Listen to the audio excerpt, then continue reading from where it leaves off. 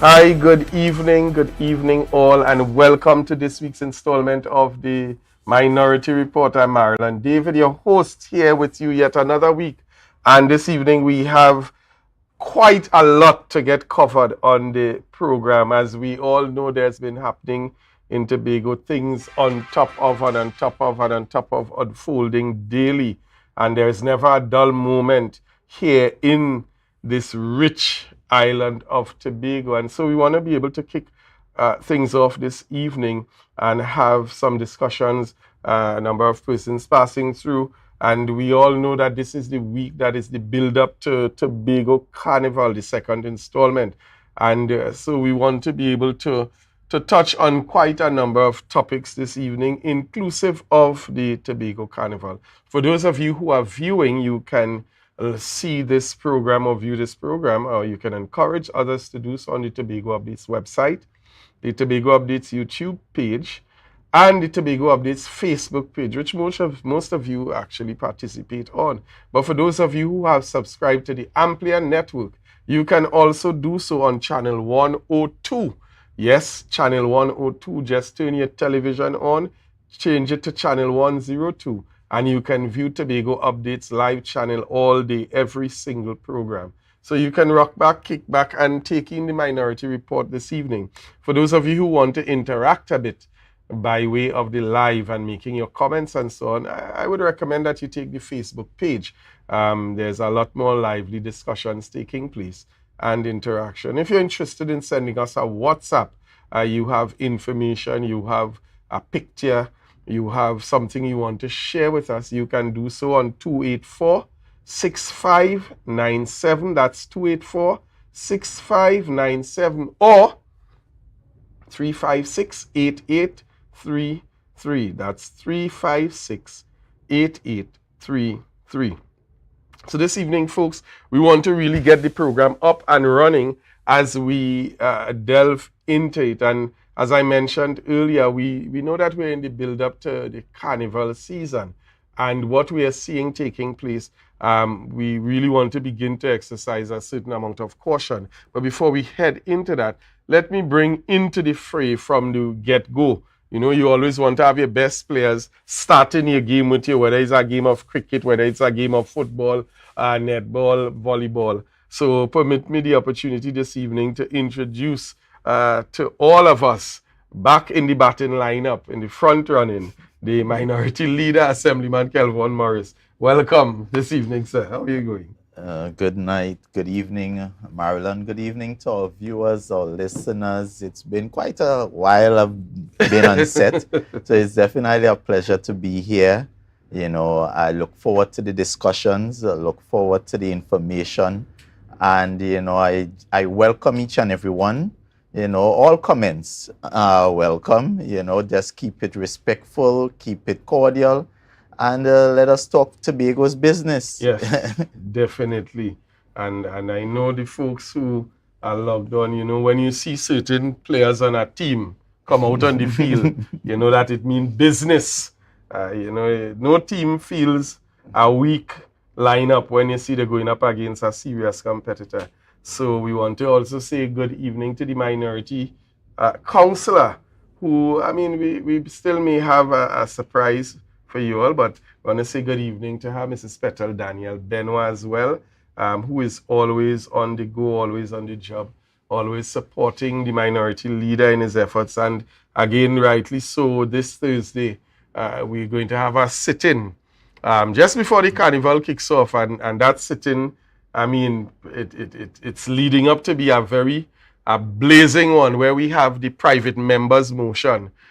This is the opportunity where the minority gets the chance to really lay things out and put things on the table. I don't know if Minority Leader, you just want to touch a bit on it quickly in terms of what people could look forward to Thursday. Well, without giving away too much, what this motion seeks to do and achieve is really speak to the hearts and minds of Tobagonians. When you walk the length and breadth of Tobago, Tobagonians are saying to you they are quite disappointed. There are a lot of hopelessness in this space at this time.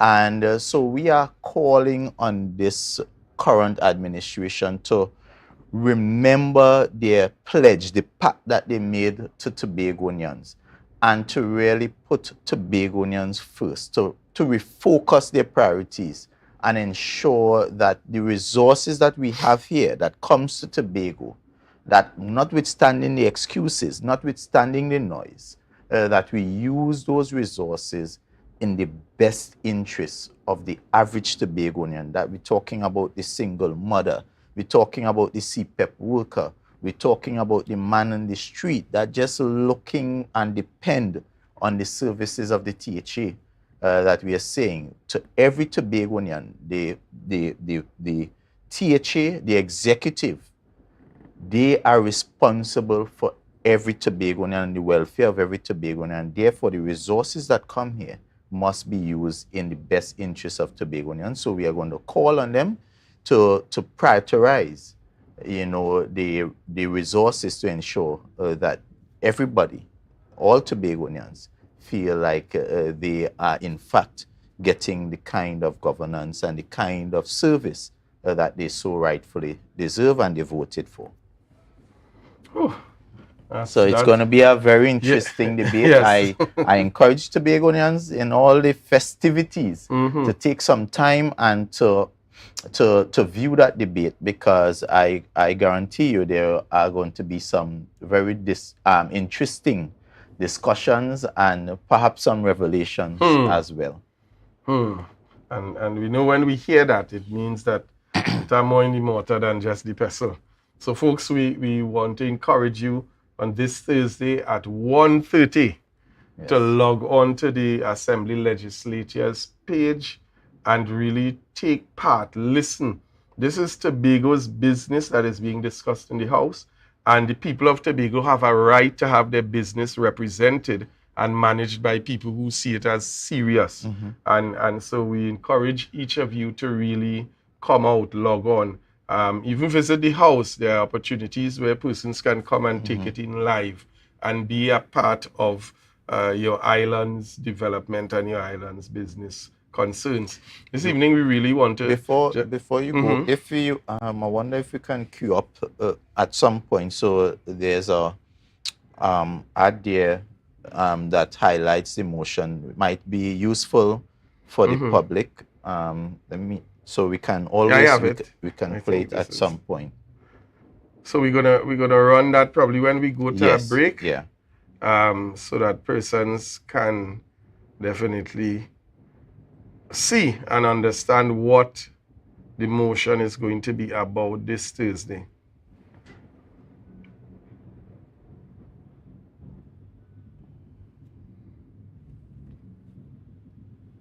Very well.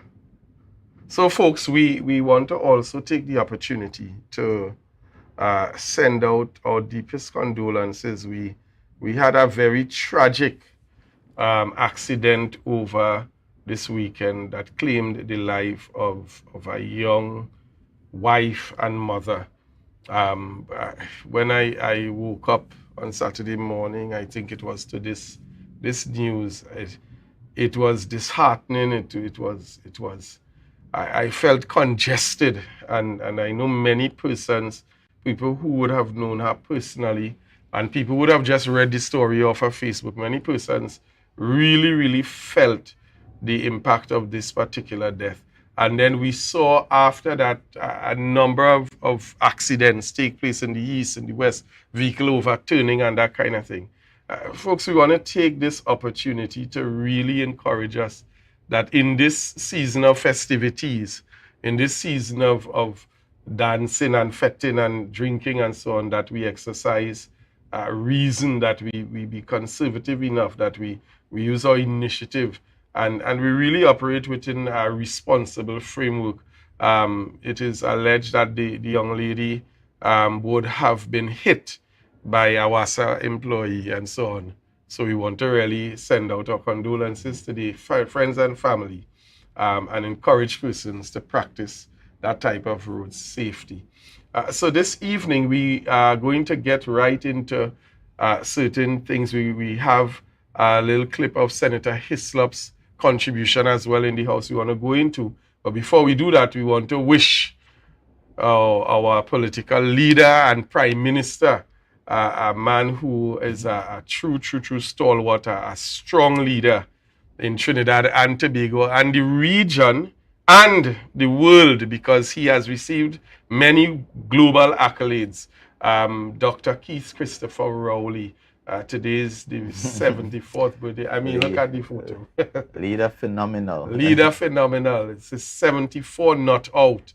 And I mean, really doing a remarkable job at managing the resources and the affairs of Trinidad and Tobago, and serving as well as a mentor to many Caribbean leaders who call on him for advice and so on. So Dr. Rowley, we want to wish you happy birthday. I know the minority leader will say his part.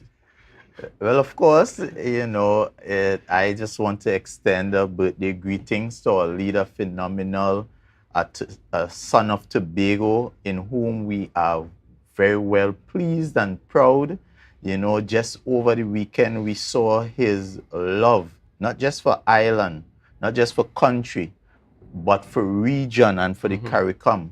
When, even in this, on very short notice, and with very little information, he would have go beyond the call of duty, responding to that requirement to serve the people of the Caribbean. And you saw where the Antiguan ambassador was heaping praise on Dr. Rowley for his commitment to CARICOM, and we too want to continue to extend not just best wishes, but also prayers and ask the Almighty to continue to bless our Prime Minister, bless our leader, so that he can continue to lead this country, Trinidad and Tobago, in the way he has done over the past 8 years and will continue to do for as long as the Almighty will continue to keep him, continue to bless him, and continue to inspire him. Happy birthday.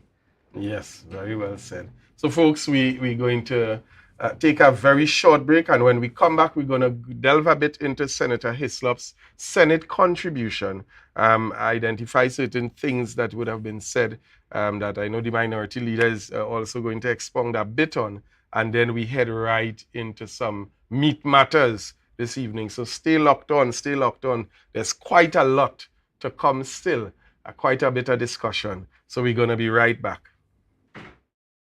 The countdown is on for the greatest carnival weekend in the world. It's time for Tobago Carnival, Friday, October 27th to Sunday 29th. Come witness the release of the revelry and the ritual of the road in Tobago. This our wee carnival. This is our wee carnival. It's time for Tobago Carnival. Ready yourself for the ritual of the road. Log on to welcometobago.com for more details. Tobago Carnival, Friday, October 27th to Sunday 29th.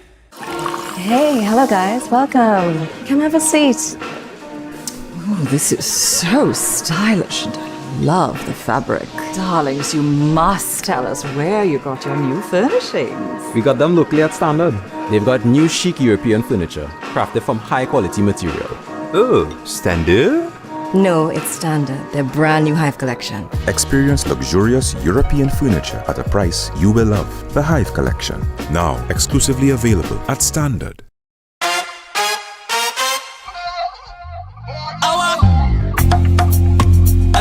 LP, just check. Any drink by the bag, you be plenty. Calibre liquor shot at the century. No! Now the things start. Fill up me drinks to me heart and me essentials. You know, who would I ever believe, Jessica could take care of a child, I know, right? I'm a kinship foster parent to my nephew Malik. Papa, you remind me of my grandmother, you know, when she used to take care of my cousins. If I didn't step in, I don't know where he would have ended up. Plus, I get support from Children's Authority, training, and counseling. But Jessica, you not married? That doesn't matter. Once you have a safe home and you're related to the child, you're good. So they just gave money to do this? Yeah, they do give me some money. So, Auntie, you can buy all my game for me? Oh, I'm so sorry, Malik, but that money's to take care of you. Okay, smubble up, beans. I will not try. Mommy, you can buy No, Wait, I didn't even finish my sentence. About Lamborghini, you can get lamb stew for lunch. Auntie Jessica could only come when you come in, because all them does do is talk people business. Malakaya mali call it going on the bed. But mommy, the boy don't even live here. Yeah, go to your bunkers. What? Bunkers? Where's that? I think I'm getting pretty good at this.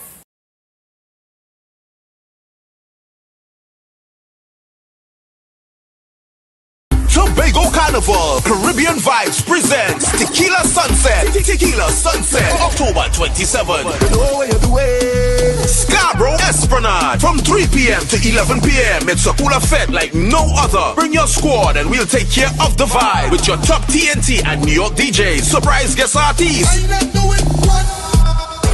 Tequila Sunset will be an epic event you will never forget. Early bird tickets are $199 TT or $30 US. Get your tickets online on islandetickets.com or frontlineticketing.com. For more info, call 475-6218 or 754-7344. And New York, 917-561-9742. All drinks must be in plastic bottles and no ice or chaser allowed. Tequila Sunset, October 27th, Scarborough Esplanade. Things are heating up as we head into Tobago Carnival 2023. But even before the revelry, we head back to the house. This time, the minority leader, Kelvon Morris, will lay a motion seeking to have the House acknowledge the failure of the Executive Council to effectively manage the resources of Tobago, especially as it relates to infrastructure. Thursday, October 26th, from 1:30 p.m., the House will get hot before the streets get hot. Whether you tune in or walk in, either way, don't miss it.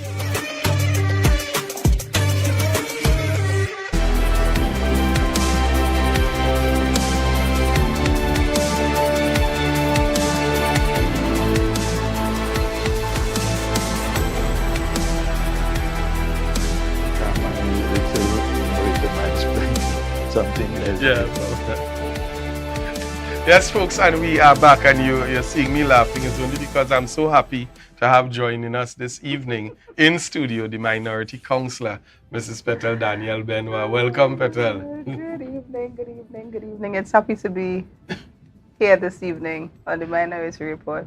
And you are very much ready for the Carnival week. And if you're seeing her T-shirt, folks, she has the Tobago Carnival branding. So she is literally a brand ambassador tonight. This evening, we know we've been seeing the Senate debate taking place in terms of coming after the budget.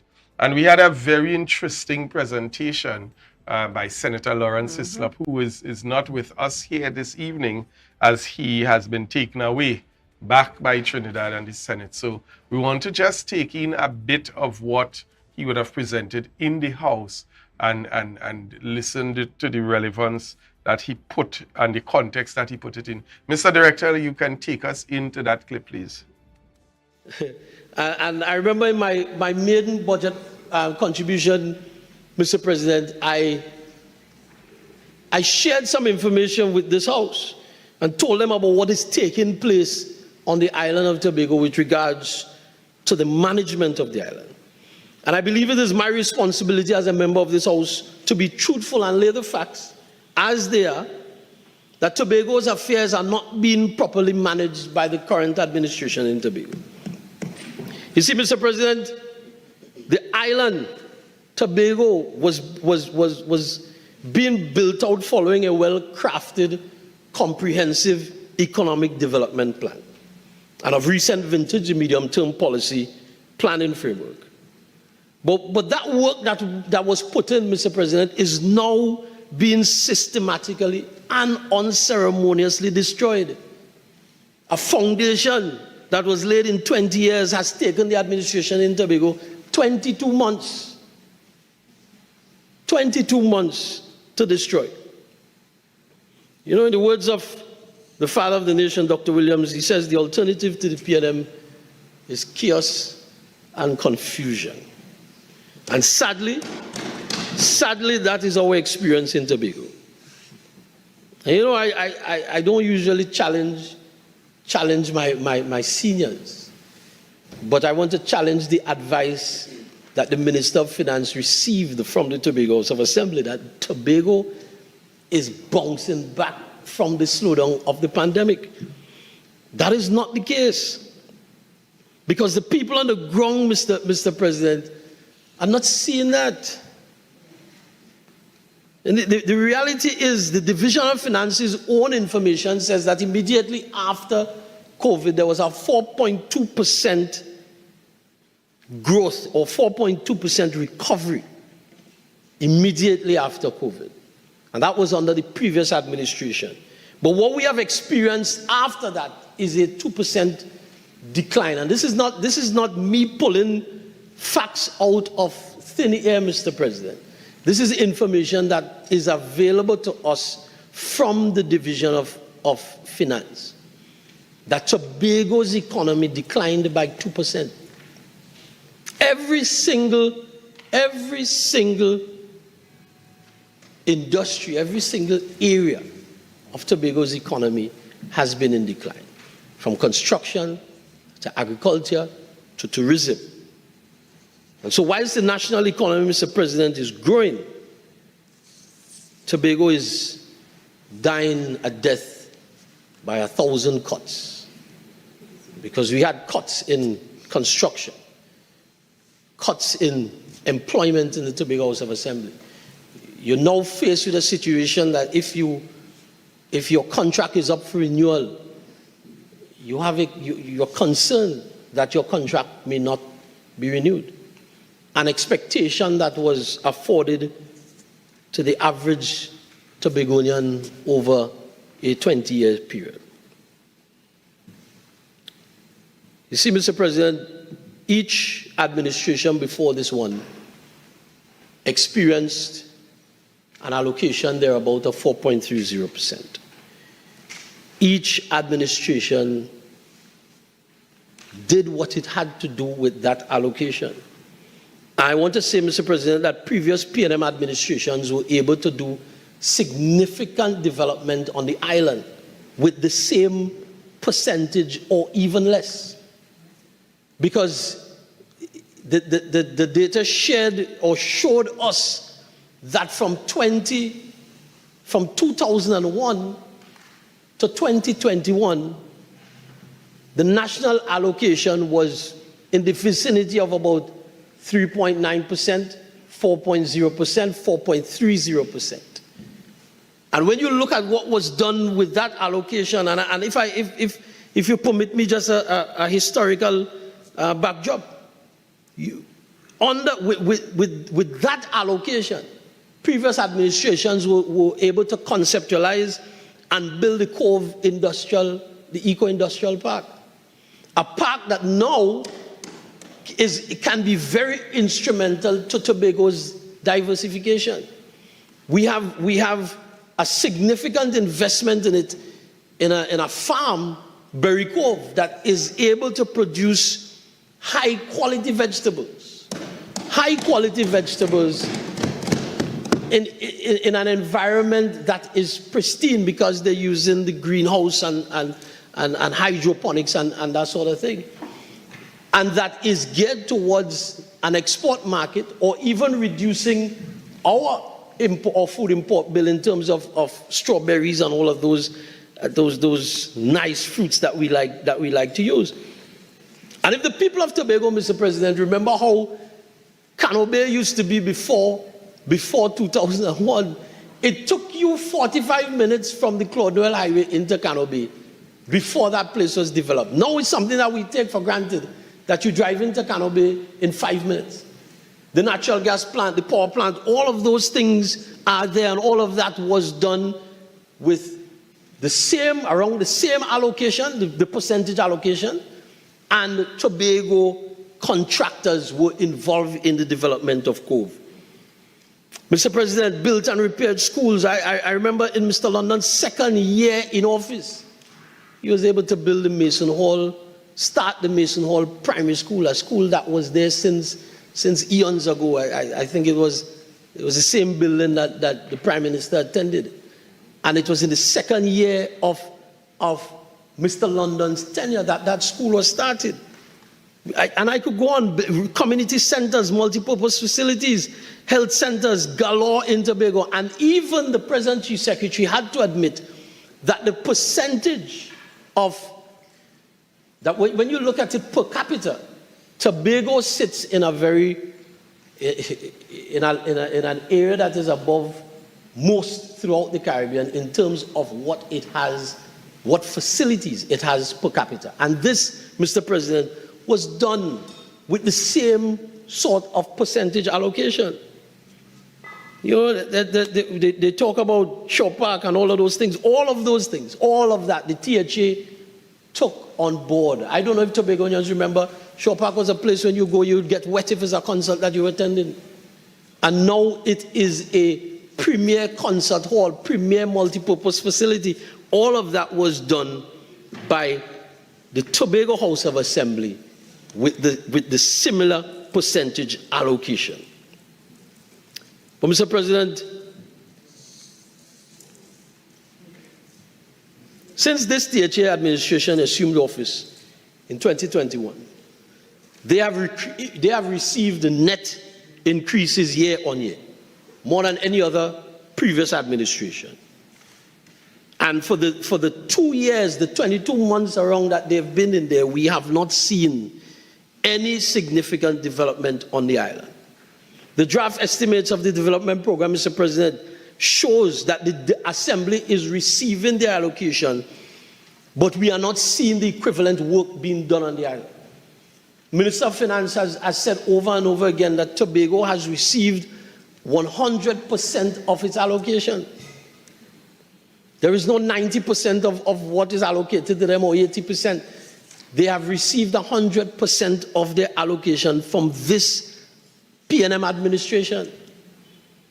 And if I'm to look at the figures, the personal expenditure, 652,776,126.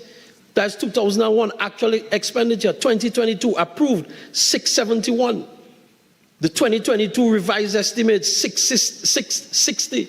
2023 estimates 686. An increase, Mr. President, of $14 million for Tobago year on year. Goods and services also increased.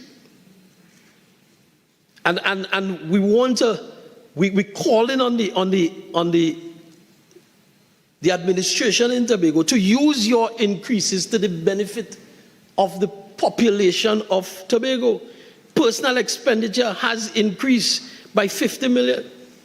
Goods and services increased 15 million. Minor equipment and purchases 3 million. And you may ask the question, why am I going through those figures? But the reality, Mr. President, is that. And we see Senator Hislop delivering quite a sobering contribution there in his presentation in the Senate debate.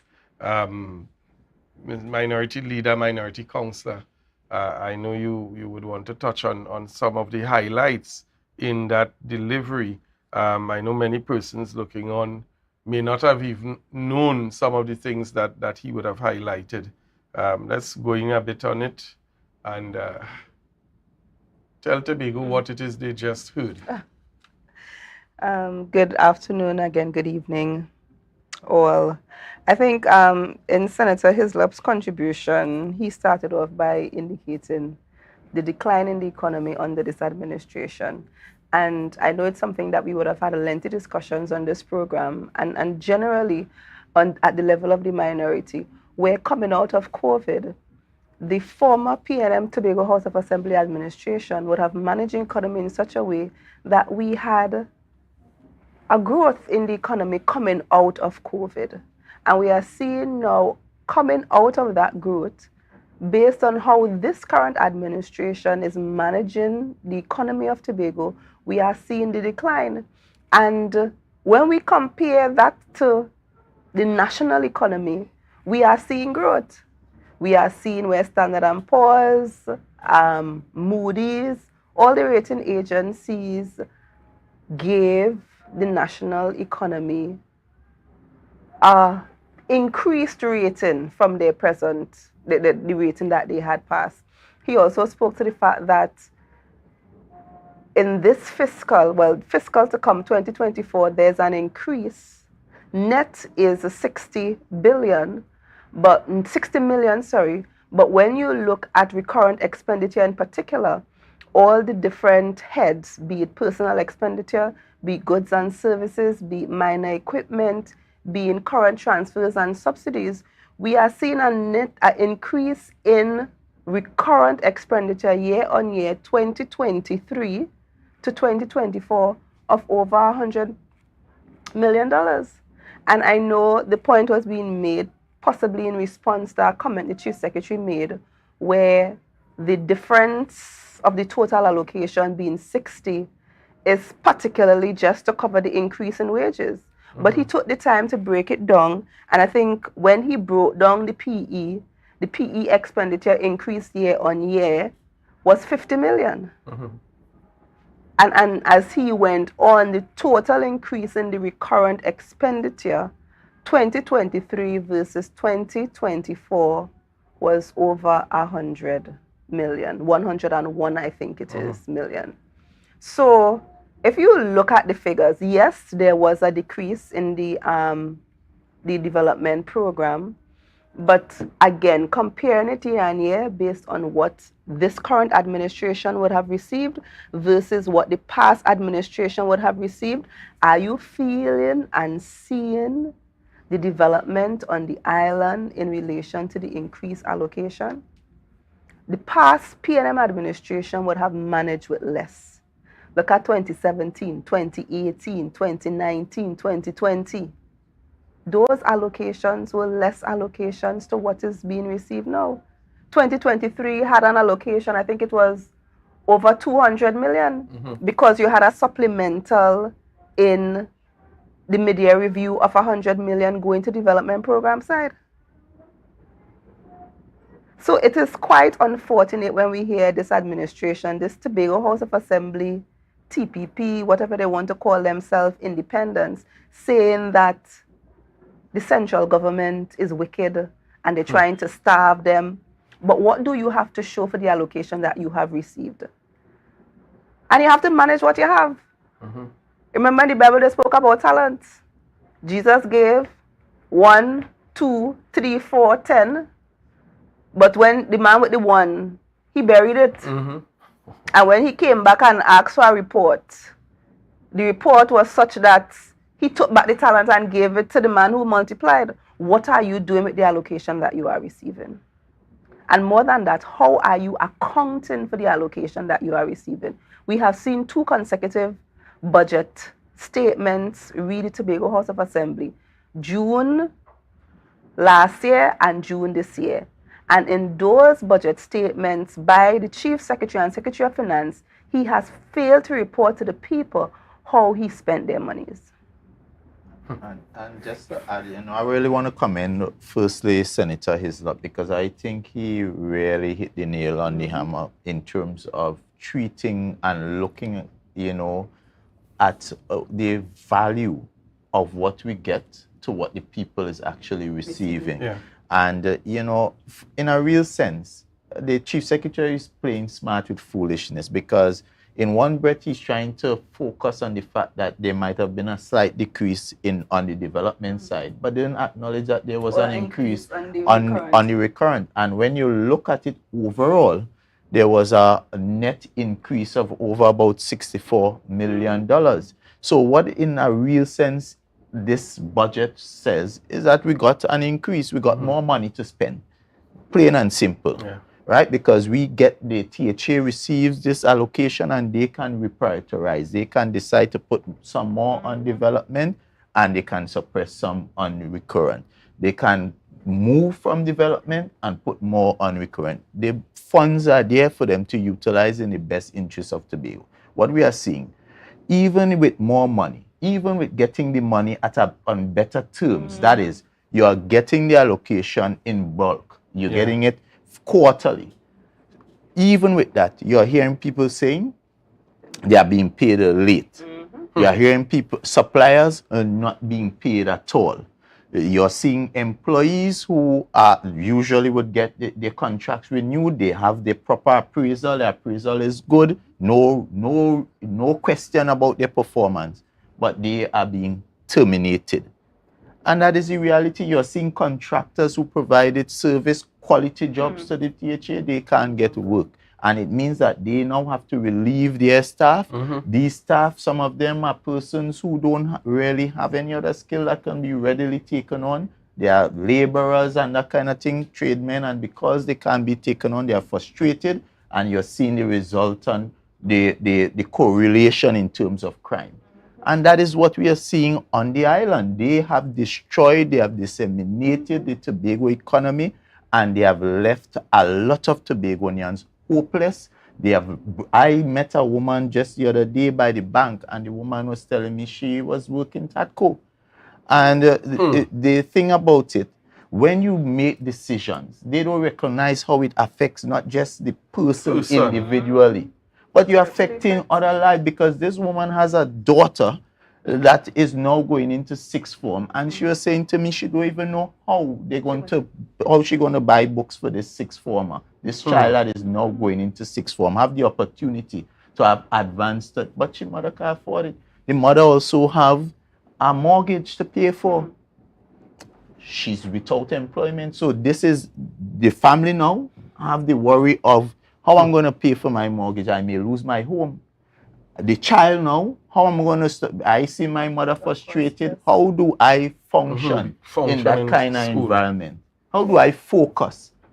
And this is what this administration is doing to people in a real sense. These are real situations. And so when you hear the Chief Secretary making these ridiculous excuses that have no merit, no reality, have no real credence, because the PNM administration say what you want to say about them. We're able to employ Tobagonians. We're able to provide a level of stability that they could have gone and faced the banks. When you look in the communities, there were adequate facilities. When you talk about building people village by village, child by child, that is what the PNM was doing, because they had community centers, you had recreation facilities, you had the health facilities. That is how you build a community, and then you provide skills training, and that is what was happening through community development with all those different programs that were going on there. But what are we getting right now? What are we seeing? And the real issue I have with this administration is that everything is just so piecemeal and ad hoc. There's no plan, there's no coordination. This secretary on this side, and that is why they could have, imagine you're going to build a road where you just give away a piece of land. So you give away a man a piece of land to build a water park, and then you come and run a road straight through it. That is the kind of madness that is going on, and lack of coordination. And then you have somebody else also claiming the land. No coordination, no communication, no plan, no management. And that is what Senator Hislop basically placed on the table, and that is what we are going to also place on the table. This is not an issue of money, because whether you have plenty money or a little bit of money, if you can't manage a little, you can't manage the plenty. And if you can't manage the plenty, you can't manage a little. It's about management. It's about priority. It's about how you organize yourself to ensure whatever you have can benefit everybody. If you're in a house, I'm a father, and if you have whatever you have to do with it. If you have little, you manage a little. You cut and contrive. And if plenty come, you manage to suit again, and you save some for rainy day, and so forth. That is how you manage. But you don't cry and complain. And when the complaint you're making, it is disingenuous, because you are in a better off situation than those that you were criticizing. You were telling Tobagonians that the previous administration couldn't manage it. Imagine the previous administration wasn't even getting the full amount of the allocation. And he and all talk about it. But you are now getting your total sum. You getting it to the full extent. 100%. And you have more. And you have more. And plus you get additional, 100 million additional. And you still trying to tell Tobagonians that somehow you getting bad treatment. And these people don't like you, and they're stifling you. When you are actually getting things better than the people who were there before. So imagine, you're saying they're trying to spite you because the loss and the administration who they connected to before, they out of the picture, say treated. But you boasted that you are getting the money on more favorable terms. Yes. Yeah. You're getting all You're the getting all the allocation. And you're getting additional allocation. Yeah. And you still trying to tell people that somehow these people don't like you, and they're wicked, and they're bad, and they're spiting you. I really want to. I wonder if people really. And what is even standing out, man? I'm glad we had that type of program last week. We saw where the minister in the Ministry of Agriculture, Senator Avinash Singh, would have spoken to Tobago and outlined the numerous opportunities that Tobagonian farmers are now being given and have been given to source a $100,000 grant, not a loan, a grant. Just come with your documents and so on. And this is evidence of the type of support from central government. And that's just one. That's just one ministry. Yeah. And then there's also a conversation that is being perpetrated in the Tobago space that we can't measure and we can't quantify when the minister says that an additional expenditure by other ministries will be spent in Tobago. But this is a real case. Yes. We also see real cases where our Minister of Tobago West comes to Tobago and distribute funds not only under the Ministry of Sport to organizations, sporting organizations and NGO, but you also see it through self-help, which is also based under her. You see it with the Ministry of Public Utilities. And those things can be quantified. The Sultan of the Hillsborough Dam, I would say it again and again. You're seeing under the Ministry of Finance, the airport expansion, which is a significant expenditure. And again, take for example this. You had the government of Trinidad and Tobago through NITCO making provisions to fund out of the PSIP, right? The construction of a dual carriageway, dual lane highway for the people of Tobago. So the government was doing that out of their allocation. Yeah. Free of charge. So Tobago, Tobago's allocation, the monies that are allocated for infrastructure would not have had to be touched. And you blatantly refuse that. To go and take from the money that you say you do have to build not a dual carriageway, but a single carriageway. And you have to ask yourself, and I think we need to explain to the people the dual carriageway, because the dual carriageway was literally 4 lanes, 2 lanes going up, 2 lanes going up, 2 lanes going down. And other infrastructure. So again, they were going to do roundabout, drainage. You were going to get the modern type of, so you won't getting lines running, overhead lines, underground lines and all that. You're getting a modern highway. And you refuse that opportunity, because at the end of the day, as politicians, every decision we make, there's an opportunity cost, because you now have to forego something else to do this thing. And I'm asking Tobagonians, if you are going to have an opportunity where you're getting this modern highway, 2 lanes up and down, for free, basically, because the central government was going to do it. It was going to cost something about 93 million. So that is an additional injection into the Tobago economy, in addition to the 2-point-something billion you have. Would you not choose that option over going and cut what you have? You have 2.4. That you say not enough. That you say not enough. Then what is the reason why you would want to take $64 million from that and go to build an inferior type of infrastructure where you're only doing 1 lane highway, single lane, without the infrastructure that you were going to, and the amenities that you were going to get with the dual highway? you have to ask yourself, like, what kind of and what is the, as you and said, what is the the opportunity cost? What do you have to give up? So you're giving up, and you see now you're giving up. You're giving up, not paying people on time. Because people are not being paid 3-4 fortnights at a time. Yes. You're giving up, not being able to pay the contractors. Yeah. You're giving up, not engaging local contractors. You're possibly giving up supporting students in foreign. Correct. You also give, because remember in this arrangement we have the evidence where they are also paying these contractors at inflated cost because it is the build, design, finance. So you're basically crediting the work. So you're paying the cost at inflated rates. So when you look at it, it's costing even more to build that in a real sense than it would have cost to build the two lanes. When you look at the values, if you're to extrapolate the value, really stifling Tobago development. And so then you have to ask yourself, what is the motivation?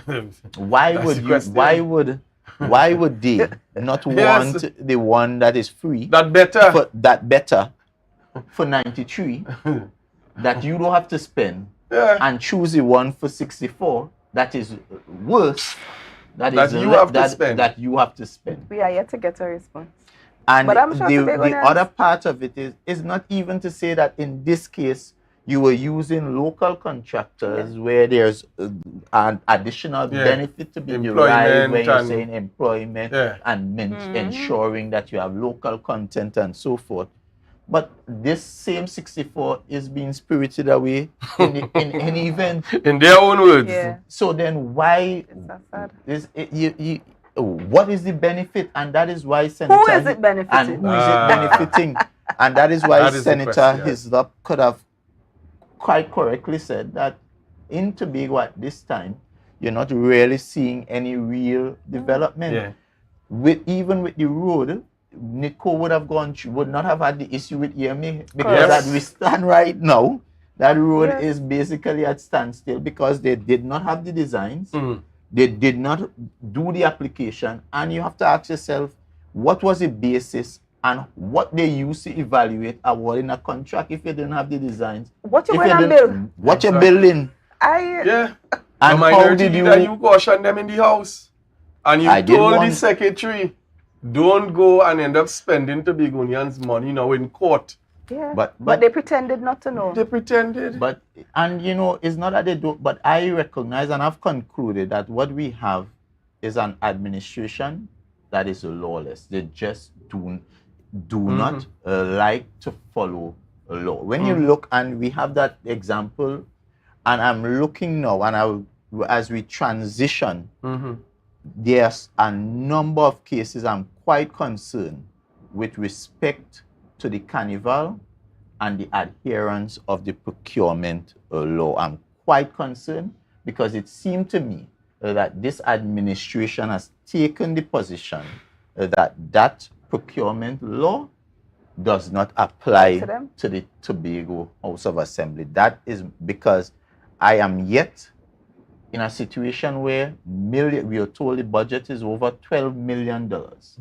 We know that services are being procured for a number of different things, including decor, including where they have marketing, signage, and I'm yet, unless it's being done covertly, I'm yet to see any request for proposal. In fact, the one request for proposal that I was privy to was very vague. In fact, I would love to see how they evaluated that proposal, because at the end of the day, there was no clear criteria. And there were no clear scope of works or bill of quantities that you can actually compare apples to apples and oranges to oranges. So I am, at this point, very concerned, and I will, as minority leader, be writing to the Office of the Procurement Regulator to have a comprehensive look at the procurement controls that were administered during this Tobago Carnival, because I am I don't want to make any accusations, but I am concerned. Very. Yeah, but it is reason for concern, and with the history of this administration, we have seen where the current THA administration feels as if national laws are not applicable to the THA. And we see it with the EMA when they started with the construction of the roads, the emergency roads, where they did not apply for EMA and they felt as if that was not a requirement. Then the stage in the sea, the minority at the time asked specific question about the roads and the stage in the sea. And in one response by the Chief Secretary quoted the THA Act and basically said that the THA is not subject to the EMA. And then we would have seen that the EMA acted. Of course, but they, as usual, they don't listen. They seem not to do the research. And we are seeing it now, the issue that the minority leader now raised in terms of the procurement process. And it's a similar issue we raised last year as well, because we failed to see any issue or request for proposals to come in for various aspects of supplying. Councillor, you would recall, we were told when we asked about the award or the procuring of large costumes, those kings and queens. And we were told they just call somebody and they just basically tell them there were 7 or 8 and they just needed this and they send it up. That is the kind of level of procurement that happens. And I'm saying if that is the same level of procurement happening with respect to now, that would be a flagrant breach of the Act. Because the Act is clear. Was education. One, you must be a registered supplier with the OPR. That is the Office of the Procurement Regulator. And there are certain criteria that you must go through, you must meet to be a registered supplier.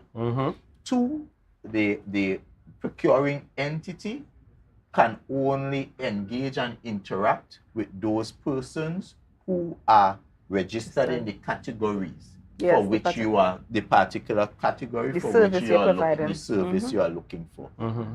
Right? And therefore, you cannot just call somebody and tell somebody, I want you to give me this, or come and do this.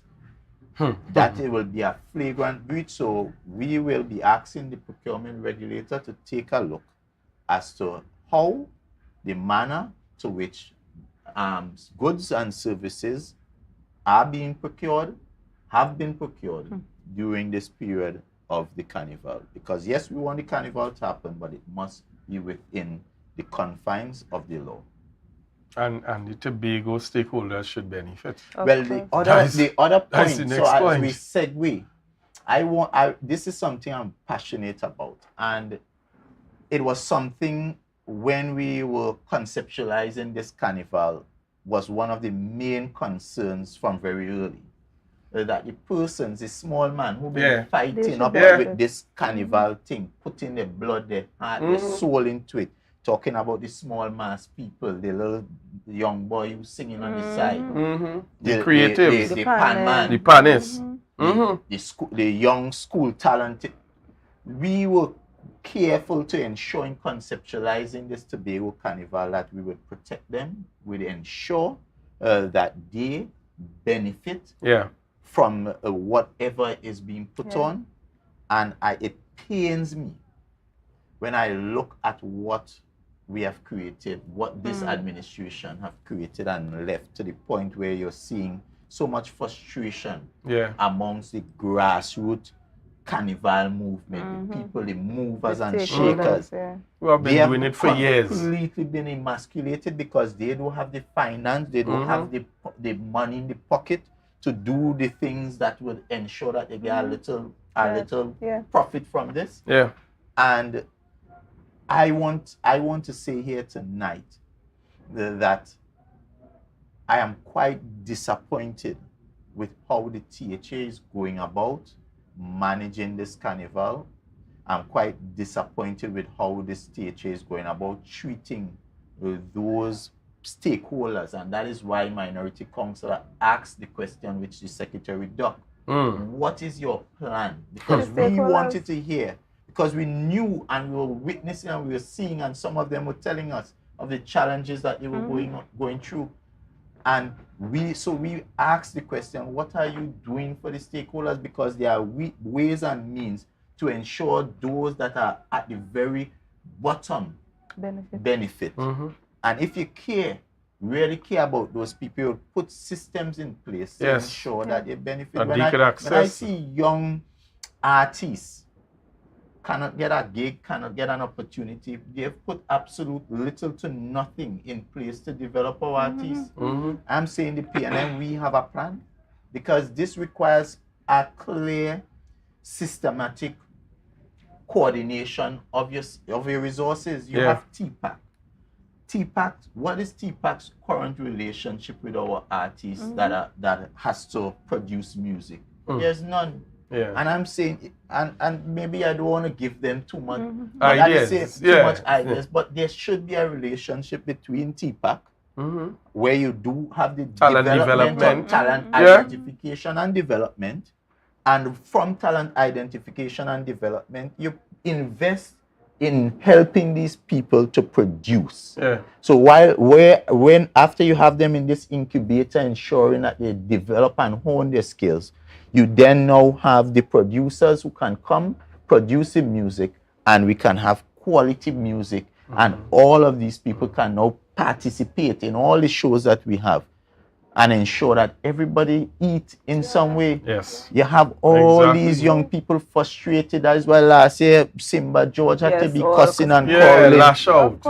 You have them frustrated because they were hopeful that this would benefit them. This was their stage to make their name, and you have completely left them out. Separate and outside of the national stage. And that is why I think they would have changed the time to be separate from the national carnival, so you could get that building in capacity. Because I remember last year when we engaged some of those stakeholders, mass band leaders in particular was so expectant of this program that was put in place by the past administration to help them in terms of building capacity, helping them with entrepreneurship, helping them with their craftsmanship, helping them building their capacity overall.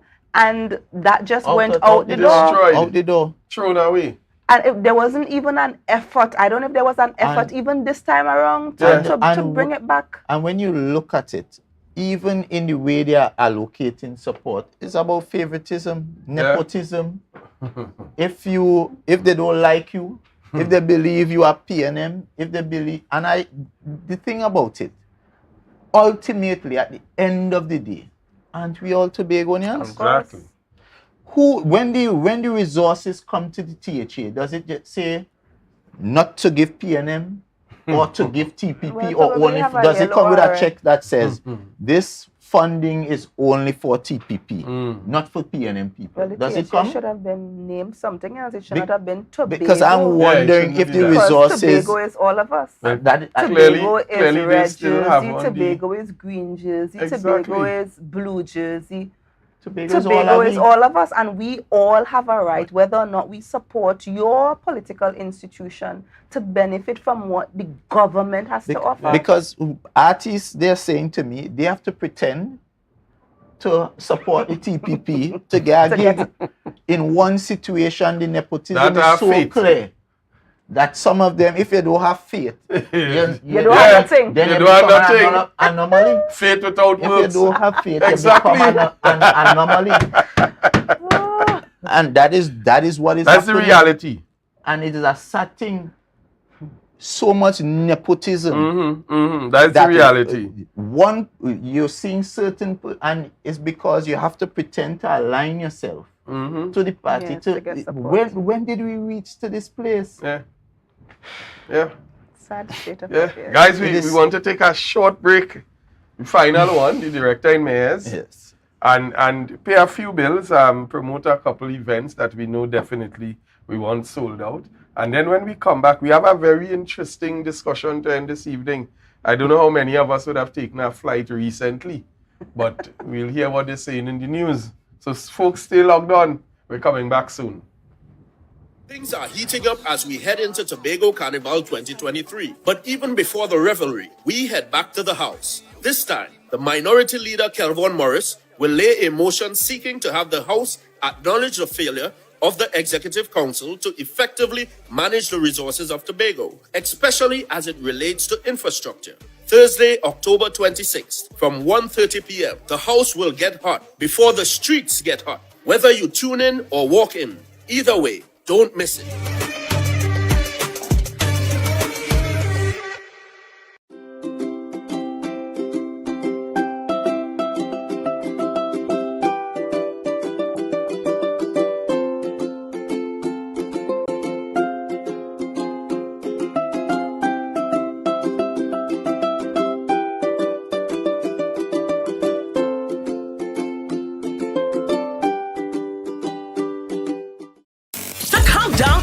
For the greatest carnival weekend in the world. It's time for Tobago Carnival. Friday, October 27th to Sunday 29th. Come witness the release of the revelry and the ritual of the road in Tobago. This our wee carnival. This is our wee carnival. It's time for Tobago Carnival. Ready yourself for the ritual of the road. Log on to welcometobago.com for more details. Tobago Carnival. Friday, October 27th to Sunday 29th.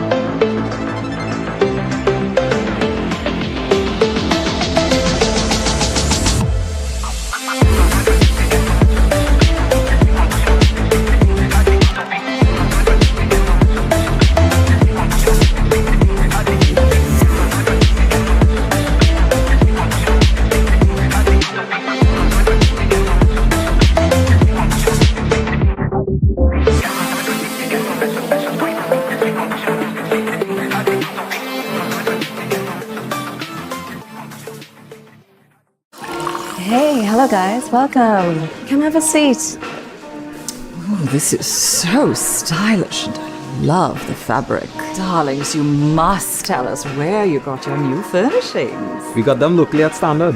They've got new chic European furniture, crafted from high quality material. Oh, Standard? No, it's Standard, their brand new Hive collection. Experience luxurious European furniture at a price you will love. The Hive collection, now exclusively available at Standard. Rotisserie, mouth-watering fries, salads, combos, and specials galore. Feeling for something to eat? Come and see. Our rotisserie is seasoned to the T. Kicking chicken, masala, and jerk roast. Crispy fries made from scratch. Who do you know can't beat that? Or salads freshly cut and packed. When you taste it, you'll be wanting to come back. So come check us out on number 2 Robinson Street, Uptown Scarborough, Tobago. We open on Saturday nights from 7:30 to 11:30 p.m. Monday to Thursday, we're open from 10 a.m. to 9:30 p.m. and on Friday, 10 a.m. to 4:30 p.m. Contact us at 772-7443 and all social media handles at The Rotisserie Factory.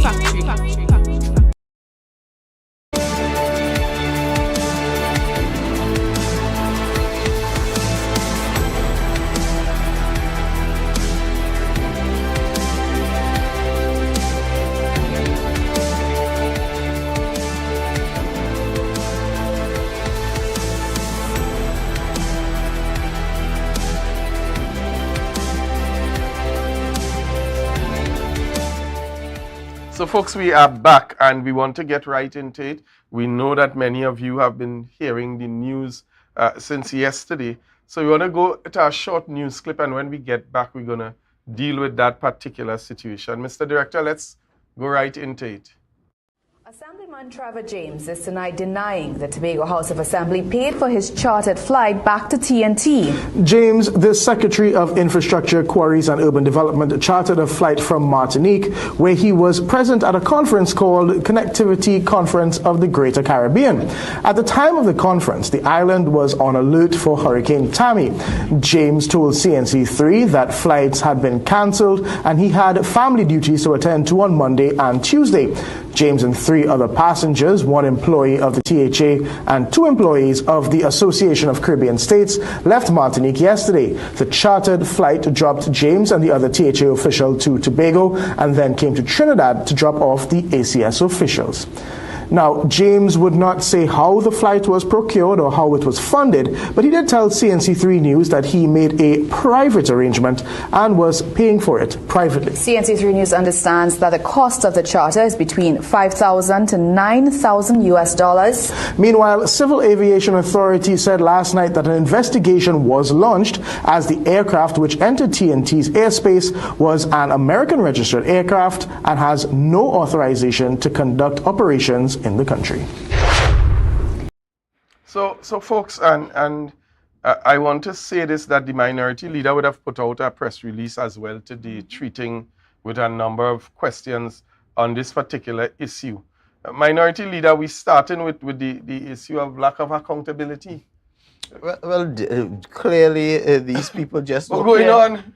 And by now, Tobagonians should recognize that they were duped, because these are the same people who promised transparency, promised that they would level with Tobagonians. Just imagine, and not to digress too much, but I am asking the Chief Secretary, what is going on with this Executive Council meeting? We have not seen you or your executive address the people of Tobago, because the Executive Council, where you sit, you make important decisions, and we, the people who you serve, you come to us and let us know some of the decisions that will impact us, what you just... And for the last year, you have not come to the people of Tobago and let us know how you all managing the island, what are the decisions you all have taken that will impact us, how you're spending our money, what contracts you have engaged in, what lands you have given out, who is traveling. You have not told us anything. And when I raised that issue, you are telling me I'm out of place, I'm not in the Executive Council. This is not child's play. Like, if this is Tobago people business and I am a representative of the people of Tobago, so by telling me this is not my business, you're also telling Tobagonians that is not their business. Yeah, exactly. And it is very unfortunate that Tobagonians, this is the kind of trickery, the kind of cutting bag that Tobagonians are gotten, because when you look at it, this secretary, first thing first, nobody knew that I don't think anybody, the Chief Secretary and almost didn't know. Based on what, no, because if you listen to him, sometimes you have to listen to what is said and what is not said. Yes. And when you listen to the Chief Secretary, he and all sound very surprised that the Secretary of Infrastructure was out of the country. So perhaps the question is, and that is why it's so important for us to know what is going on in the Executive Council. Because one question could be, is whether he got Executive Council approval to travel, because this is not the first time we are hearing this secretary being out of the country, whether on private or public. We don't know. Nobody knows anything. So this secretary seems to be a runaway horse, he's alone to himself, doing whatever he wants, however he wants, whenever he wants. And it seems like nobody, not even the Chief Secretary, can rein him in, can speak to him. So that is the first concern. Second concern is that, okay, so you're outside, you have a situation, you want to return. The information is that persons were using the North America channel, going to, transiting through North America, through the US, and then come down. You decide you don't want to do that. So you're big, you're bad, you probably get a lot of money. So you have 5,000 to 9,000 US readily available. Yes. So the problem is, because I see people saying, okay, well, he working and he making money and he had money. But where you getting that kind of US on a weekend, on short notice? Yeah. And that is the real concern for me, is the source of the funding. And this is a concern that I am going to ensure the Integrity Commission has as well. Because he will have to explain to the Integrity Commission where he got the money, or who in US who provided the money to him. Because I'm not too sure how many secretaries, how many public officials could just get 5,000 to 9,000 US just ready. Because I know for sure you can't trust a jet ride. You can't credit.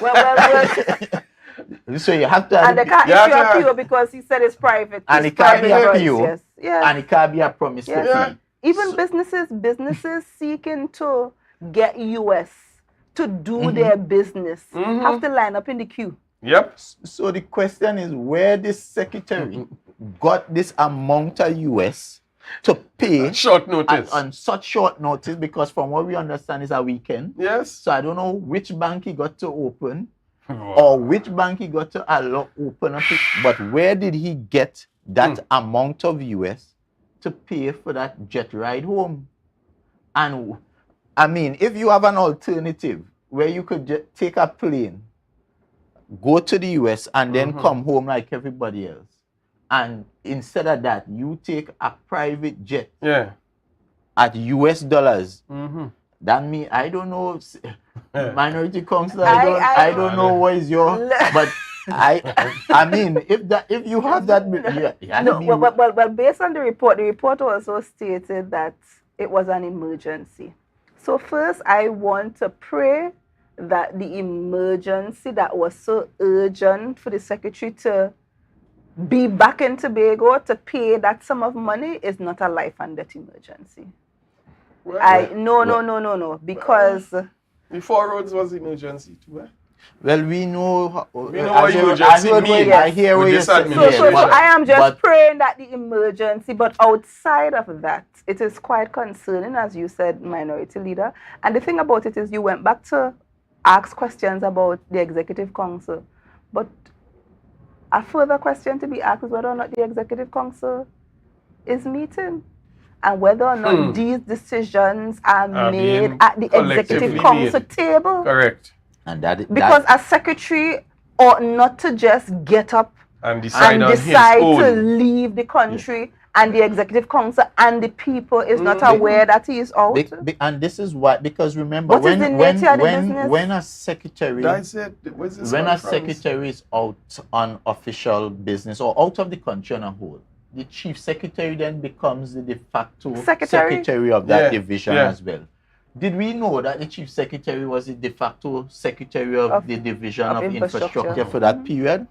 Nobody said anything to us in Tobago, and I'm saying, if they cannot level with us in small things, do you expect them to level with you in bigger things?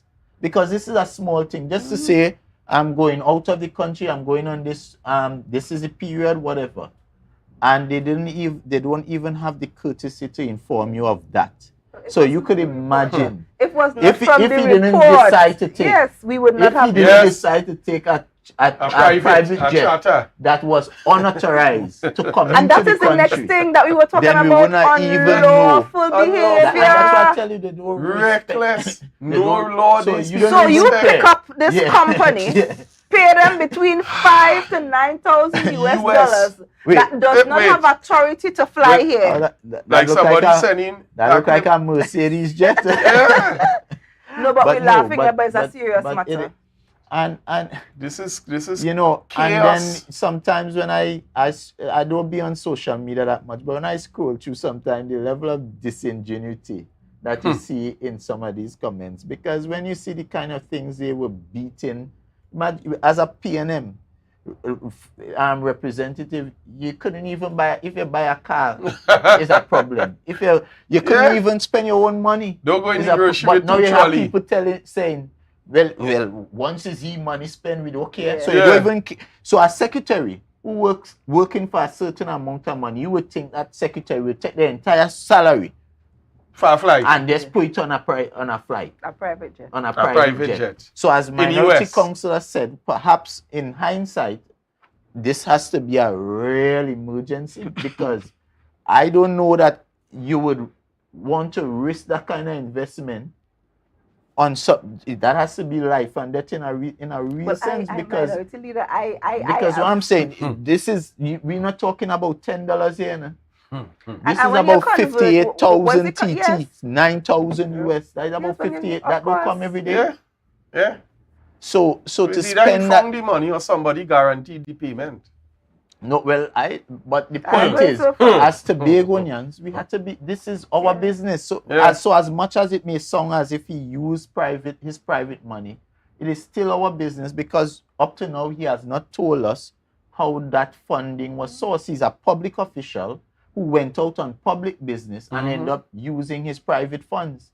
because even that he really has a case in a real sense for reimbursement. Because and that he has because a case for reimbursement. The first leg of because the trip would he have went been public on funds used. no, he went on a public trip. Yeah. Well, he would have gone with a return ticket. And he gone with a return ticket. So and if he's saying that he incurred an emergency, then in a real sense, perhaps he's really entitled for reimbursement, because so it is our business, and that is why we need to know the full full disclosure. The details. We need full disclosure. Full disclosure. And this is it should not only stop here.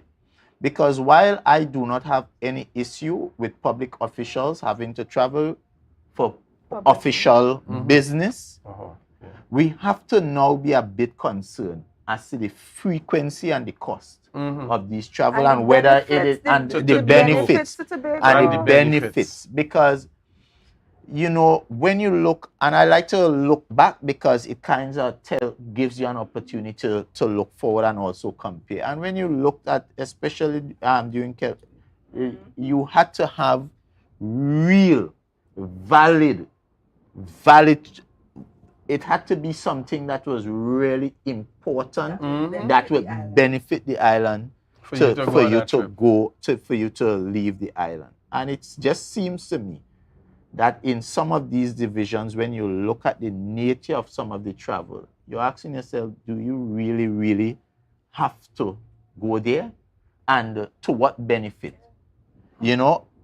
So, because at the last count, just on top of my head, they were already at about $10 to $11 million in travel at the beginning of the year, and that was at the beginning of 2023. No travel is happening continuously. We've been asking them, and the fact that they are not telling us means that there's something in the mortar more than the pestle. And even Minority Leader, when we asked that question in the House, we recognized that there were areas that were missing because we knew travel happened and they didn't provide the information. Even the contingent, they sort of suppress who are the names of persons or who are traveling and that kind of thing. But in this situation, I believe that the Secretary owed it to the people of Tobago, and it's the level of arrogance again, because even when you listen to the report, based on what was reported on CNC3, when they called, initially he hung up on the reporter. So clearly he didn't believe that he has an obligation to report to the people. Yeah. And if you don't want to report to the people who you were elected to serve, then perhaps you're in the wrong profession. Because this service that we are doing requires us to be accountable to the people to who elected us, and they would have questions, and you owe it to the people to answer those questions. They promised that. But Minority Councillor, the people of Tobago saw it for themselves. They do not want to account to the people of Tobago. You asked a question very simple. We have the Secretary of Tourism promising since May that they would have gone through a process which they would have paid for, an expensive process to recruit a CEO. Yeah. A candidate was identified, a candidate was given an offer, and that was the last we heard of it. So we are now trying to find out on behalf of you, the people of Tobago, what is the status of this process that we were told that the person will be onboarded by May.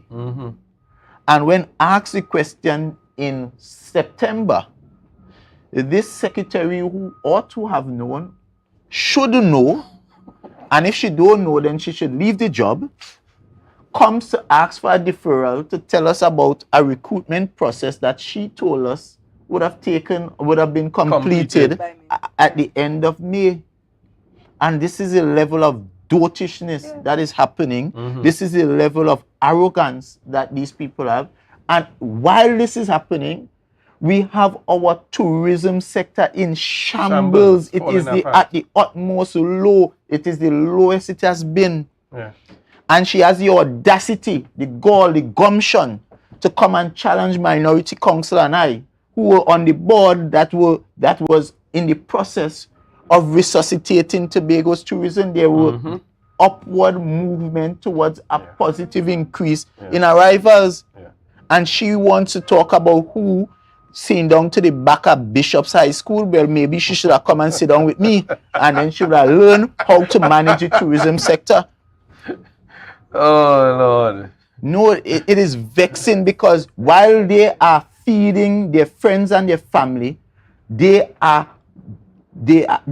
Tobago is burning. The tourism sector is burning, and the stakeholders are feeling the pain. So you have a chair, an executive chairman. Imagine you are putting somebody as executive chairman that has absolutely no experience in the sector, have no proven track record, and this is the bread and butter of Tobago. Executive chairman, chairman of the board, and CEO. Chairman and CEO.